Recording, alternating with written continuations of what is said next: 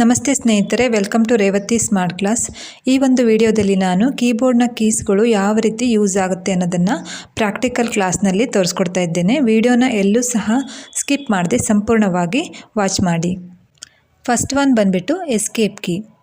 ಈ ಎಸ್ಕೇಪ್ ಕೀನ ನಾವು ಅಪ್ಲಿಕೇಶನ್ನ ಕ್ಯಾನ್ಸಲ್ ಮಾಡೋದಕ್ಕೆ ಯೂಸ್ ಮಾಡ್ತೀವಿ. ಫಾರ್ ಎಕ್ಸಾಂಪಲ್ ಇಲ್ಲಿ ನಾನು ಅಪ್ಲಿಕೇಶನ್ನ ಓಪನ್ ಮಾಡ್ತೀನಿ.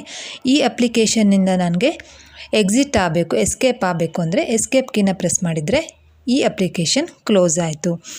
ಅದೇ ರೀತಿ ನೆಕ್ಸ್ಟ್ ನಾವು ಒಂದು ಫೋಲ್ಡರ್ನ ಓಪನ್ ಮಾಡ್ತೀವಿ ಅಂದ್ಕೊಳ್ಳೋಣ. ಈ ರೀತಿ ಫೋಲ್ಡರ್ ಓಪನ್ ಆದಾಗ ಅದರಲ್ಲಿ ಬರುವಂತಹ ಫೈಲ್ನ ಪೇಜ್ಗಳನ್ನು ನಾವು ಓಪನ್ ಮಾಡಿ ಮತ್ತು ಅದರಿಂದ ಎಕ್ಸಿಟ್ ಆಗಬೇಕು ಅಂದರೆ ಎಸ್ಕೇಪ್ ಕೀನ ಪ್ರೆಸ್ ಮಾಡಿದಾಗ ಆ ಒಂದು ಪೇಜ್ನಿಂದ ಎಕ್ಸಿಟ್ ಆಗ್ತೀವಿ. ಈ ರೀತಿಯಾಗಿ ಅಪ್ಲಿಕೇಶನ್ಗಳನ್ನು ಕ್ಲೋಸ್ ಮಾಡೋದಕ್ಕೆ ನಾವು ಎಸ್ಕೇಪ್ ಕೀನ ಯೂಸ್ ಮಾಡ್ತೀವಿ. ಡೆಸ್ಕ್ಟಾಪ್ ಮೇಲೆ ಎಸ್ಕೇಪ್ ಕೀನ ನಾವು ಯಾವ ರೀತಿ ಯೂಸ್ ಮಾಡ್ಬೋದು ಅಂತಂದರೆ, ಡೆಸ್ಕ್ಟಾಪ್ ಮೇಲೆ ನಾವು ರೈಟ್ ಕ್ಲಿಕ್ ಕೊಟ್ಟಾಗ ಈ ರೀತಿ ಪಾಪಪ್ ಮೆನು ಓಪನ್ ಆಗುತ್ತೆ. ಈ ಪಾಪಪ್ ಮೆನುವಿನ ಒಳಗಡೆ ಮತ್ತು ಸಬ್ ಮೆನುಗಳು ಇರ್ತವೆ. ಇದನ್ನು ಸಬ್ ಮೆನುಸ್ ಅಂತೇಳಿ ಕರಿತೇವೆ.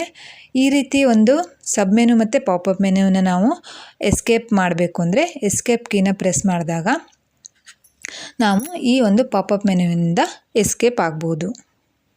ಸ್ನೇಹಿತರೆ, ಕಂಪ್ಯೂಟರ್ ಕಲಿಬೇಕು ಅಂದರೆ ಕೀಬೋರ್ಡ್ನ ಕೀಗಳು ನಮಗೆ ತುಂಬಾ ಇಂಪಾರ್ಟೆಂಟು. ಡೀಟೇಲ್ ಆಗಿ ನಾವು ಕೀಬೋರ್ಡ್ಗಳ ಒಂದು ಕೀಗಳನ್ನು ಹೇಗೆ ಯೂಸ್ ಆಗುತ್ತೆ ಅನ್ನೋದನ್ನು ನೋಡಿಕೊಂಡ್ರೆ ಈಸಿಯಾಗಿ ನಮಗೆ ಕಂಪ್ಯೂಟರ್ನ ಕಲಿಬೋದು. ಸೊ ಬನ್ನಿ ಇವಾಗ MS ಎಕ್ಸೆಲ್ನಲ್ಲಿ ಎಸ್ಕೇಪ್ ಕೀ ಯಾವ ರೀತಿ ಯೂಸ್ ಆಗುತ್ತೆ ಅನ್ನೋದನ್ನು ನೋಡೋಣ.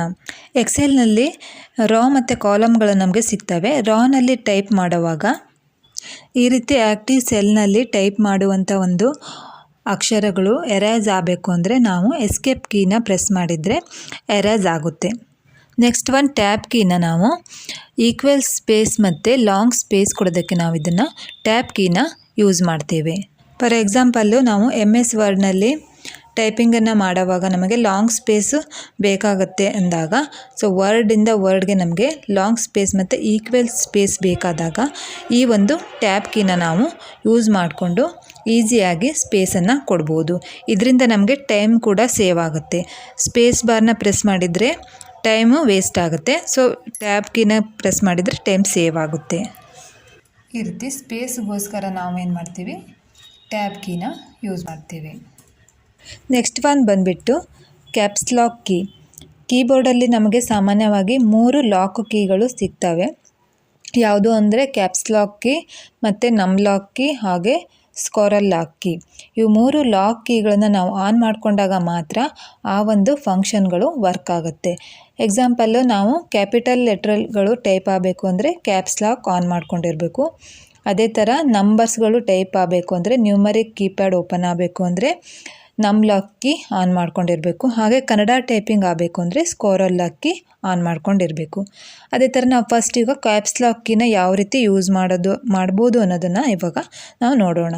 ಎಕ್ಸಾಂಪಲ್ಲು MS ವರ್ಡಲ್ಲಿ ನಾನು ಇವಾಗ ಟೈಪ್ ಮಾಡಬೇಕು, ಕ್ಯಾಪಿಟಲ್ ಲೆಟ್ರಲ್ಲಿ ಟೈಪ್ ಮಾಡಬೇಕು ಅಂದರೆ ಈ ರೀತಿ ಕ್ಯಾಪ್ಸ್ ಲಾಕನ್ನು ಆನ್ ಮಾಡಿಕೊಂಡು ಟೈಪ್ ಮಾಡಬೇಕು. ಕ್ಯಾಪ್ಸ್ ಲಾಕ್ ಕೀ ಆಫ್ ಇದ್ದರೆ ಈ ರೀತಿ ಆಲ್ಫಾಬೆಟಿಕಲ್ ವರ್ಡನ್ನು ನಾವು ಕ್ಯಾಪಿಟಲ್ ಲೆಟ್ರಲ್ಲಿ ಟೈಪ್ ಮಾಡೋದಕ್ಕೆ ಆಗೋದಿಲ್ಲ. ಸ್ಮಾಲ್ ಲೆಟ್ರಲ್ಲಿ ಟೈಪ್ ಆಗ್ತಾ ಇರುತ್ತೆ. ಕ್ಯಾಪಿಟಲ್ ಲೆಟ್ರಲ್ಲಿ ಬೇಕಂದರೆ ಕ್ಯಾಪ್ಸ್ ಲಾಕ್ ಕೀನ ಆನ್ ಮಾಡ್ಕೋಬೇಕು. ನೆಕ್ಸ್ಟ್ ಒನ್ ಬಂದು ಶಿಫ್ಟ್ ಕೀ. ಶಿಫ್ಟ್ ಕೀ ಕೀಬೋರ್ಡಲ್ಲಿ 2 ಶಿಫ್ಟ್ ಕೀಗಳು ಇರುತ್ತೆ. ಲೆಫ್ಟ್ ಸೈಡ್ ಒಂದಿರುತ್ತೆ, ಇನ್ನೊಂದು ರೈಟ್ ಸೈಡ್ ಒಂದಿರುತ್ತೆ. ಶಿಫ್ಟ್ ಕೀ ಯೂಸಸ್ ಏನು ಅಂದರೆ, ನಮಗೆ ಫಸ್ಟ್ ಲೆಟ್ರ್ ಕ್ಯಾಪಿಟಲ್ ಬೇಕು, next letter small as usual common ಆಗಿ ಸ್ಮಾಲ್ ಲೆಟ್ರ್ ಬೇಕು ಅಂದಾಗ ಒಂದೇ ಲೆಟ್ರ್ ಕ್ಯಾಪಿಟಲ್ ಟೈಪ್ ಮಾಡುವಾಗ ಶಿಫ್ಟ್ ಕೀನ ಪ್ರೆಸ್ ಮಾಡಿ ಆ ಲೆಟರ್ನ ಪ್ರೆಸ್ ಮಾಡಿದಾಗ ನಮಗೆ ಆ ಫಸ್ಟ್ ಲೆಟ್ರ್ ಕ್ಯಾಪಿಟಲಲ್ಲಿ ಬರುತ್ತೆ, ನೆಕ್ಸ್ಟು ಕಾಮನ್ ಆಗಿ ಸ್ಮಾಲ್ ಲೆಟ್ರಲ್ಲಿ ಬರುತ್ತೆ. ಸೊ ನೇಮೆಲ್ಲ ಟೈಪ್ ಮಾಡ್ತಾ ಈ ರೀತಿ ಬೇಕಾಗತ್ತಲ್ವಾ. ಸೊ ಈ ರೀತಿಯಾಗಿ ಶಿಫ್ಟ್ ಕೀನ ನಾವು ಯೂಸ್ ಮಾಡ್ತೇವೆ. ನೆಕ್ಸ್ಟ್ ಒನ್ ಬಂದುಬಿಟ್ಟು ಬ್ಯಾಕ್ ಸ್ಪೇಸ್ ಕೀನ ಬಗ್ಗೆ ನಾವು ನೋಡೋಣ. ಬ್ಯಾಕ್ ಸ್ಪೇಸ್ ಕೀ ಹೇಗೆ ನಮಗೆ ಯೂಸ್ ಆಗುತ್ತೆ, ಟೈಪ್ ಮಾಡುವಾಗ ನಮಗೆ ಹಿಂದಿನ ಒಂದು ಅಕ್ಷರ ಅಂದರೆ ಕರ್ಸರ್ನ ಹಿಂದಿನ ಅಕ್ಷರಗಳು ನಮಗೆ ಡಿಲೀಟ್ ಆಗಬೇಕು, ಎರೇಸ್ ಆಗಬೇಕು ಅಂದರೆ ಬ್ಯಾಕ್ ಸ್ಪೇಸ್ ಕೀನ ನಾವು ಪ್ರೆಸ್ ಮಾಡ್ತಾ ಬಂದರೆ ಈ ರೀತಿಯಾಗಿ ಬ್ಯಾಕ್ ಲೆಟರ್ಗಳು ಎರೇಸ್ ಆಗ್ತಾ ಬರುತ್ತೆ.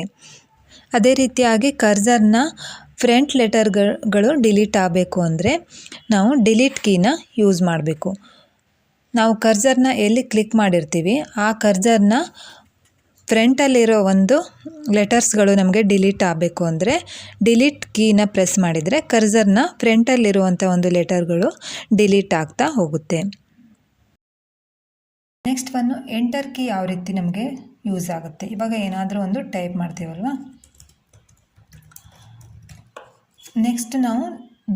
ನೆಕ್ಸ್ಟ್ ಲೈನಿಗೆ ಮೂವ್ ಆಗೋದಾದರೆ ಎಂಟರ್ ಕೀ ಯೂಸ್ ಆಗುತ್ತೆ. ಅದೇ ಥರ ಸ್ಪೇಸ್ ಕೀ ಅಂದರೆ ಲೆಟರ್ಗಳ ಮಧ್ಯೆ ಅಥವಾ ವರ್ಡ್ಗಳ ಮಧ್ಯೆ ಸ್ಪೇಸ್ ಕೊಡೋದಕ್ಕೆ ಸ್ಪೇಸ್ ಬಾರ್ ಕೀ ಯೂಸ್ ಆಗುತ್ತೆ. ಕೀಬೋರ್ಡಲ್ಲಿ ಅತ್ಯಂತ ಉದ್ದವಾದ ಕೀ ಯಾವುದು ಅಂತ ಹೇಳಿದರೆ ಸ್ಪೇಸ್ ಬಾರ್ ಕೀ ಅಂತ ಹೇಳ್ಬೋದು. ಇದರಲ್ಲಿ ಸಿಂಗಲ್ ಸ್ಪೇಸ್ ಬರುತ್ತೆ.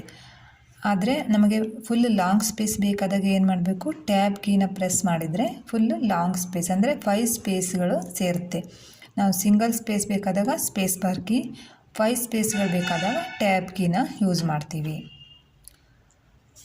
ನೆಕ್ಸ್ಟ್ ಬಂದುಬಿಟ್ಟು ನಾವು ನಂಬರ್ಸ್ಗಳನ್ನು ಯೂಸ್ ಮಾಡೋದಾದರೆ ನಂಬರ್ಸ್ಗಳು ಬೇಕಾದಾಗ ಇಲ್ಲಿ ಫ್ರಂಟಲ್ಲಿ ಕೀಬೋರ್ಡ್ನ ಫ್ರಂಟಲ್ಲಿ ಫಂಕ್ಷನ್ ಕೀಗಳ ಕೆಳಗೆ ನಂಬರ್ಸ್ ಕೀಸ್ಗಳು ಸಿಗ್ತವೆ. 0 to 9ವರೆಗೆ ನಂಬರ್ಸ್ ಕೀಸ್ಗಳು ಇರ್ತವೆ. ಜಸ್ಟ್ ಅದನ್ನು ಈ ಥರ ಪ್ರೆಸ್ ಮಾಡಿದರೆ ನಂಬರ್ಗಳು ಡಿಸ್ಪ್ಲೇ ಆಗುತ್ತೆ. ನಮಗೆ ನಂಬರ್ಗಳ ಮೇಲಿನ ಸಿಂಬಾಲ್ಗಳು ಬೇಕಾದಾಗ ಶಿಫ್ಟ್ ಇಟ್ಕೊಂಡು ಯಾವ ಸಿಂಬಾಲ್ ಬೇಕೋ ಆ ಸಿಂಬಾಲ್ನ ಪ್ರೆಸ್ ಮಾಡಿದರೆ ಈ ರೀತಿ ಸಿಂಬಾಲ್ಗಳು ನಮಗೆ ಟೈಪ್ ಆಗುತ್ತೆ. ಬ್ರಾಕೆಟ್ ಓಪನ್, ಬ್ರಾಕೆಟ್ ಕ್ಲೋಸ್, ಈ ರೀತಿ ಸಿಂಬಾಲ್ಸ್ಗಳು ಬೇಕಾದಾಗ ಏನು ಮಾಡಬೇಕು, ಶಿಫ್ಟ್ ಇಟ್ಕೊಂಡು ನಂಬರ್ಸ್ ಕೀಸ್ನ ಪ್ರೆಸ್ ಮಾಡಬೇಕು. ನೆಕ್ಸ್ಟ್ ಒಂದು ಬಂದುಬಿಟ್ಟು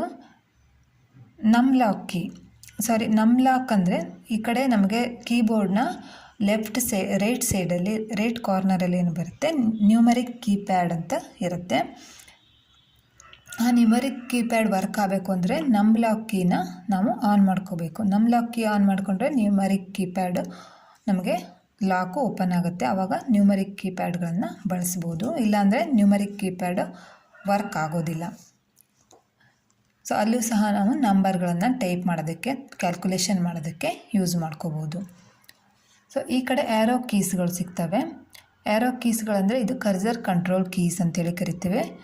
ನಮಗೆ ಅಥವಾ ಗೇಮ್ಗಳಲ್ಲಿ ನೀವು ಯೂಸ್ ಮಾಡಿದ್ದೀರಾ, ಲೆಫ್ಟು ರೈಟು ಟಾಪು ಬಾಟಮು ಬರೋದಕ್ಕೆ ಆ್ಯರೋ ಕೀಗಳನ್ನ ನೀವು ಕಾಮನ್ನಾಗಿ ಯೂಸ್ ಮಾಡಿರ್ತೀರ.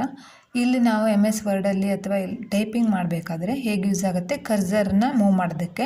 ಫಾರ್ ಎಕ್ಸಾಂಪಲ್ ಇಲ್ಲೇ ನೋಡಿ, ನೀವು ಈಗ ಬ್ಯಾಕ್ ಬರೋದಾದರೆ ರೀತಿ ಕೆಳಗಡೆ ಆ್ಯರೋ ಕೀ, ಟಾಪಿಗೆ ಹೋಗೋದಾದರೆ ಈ ರೀತಿ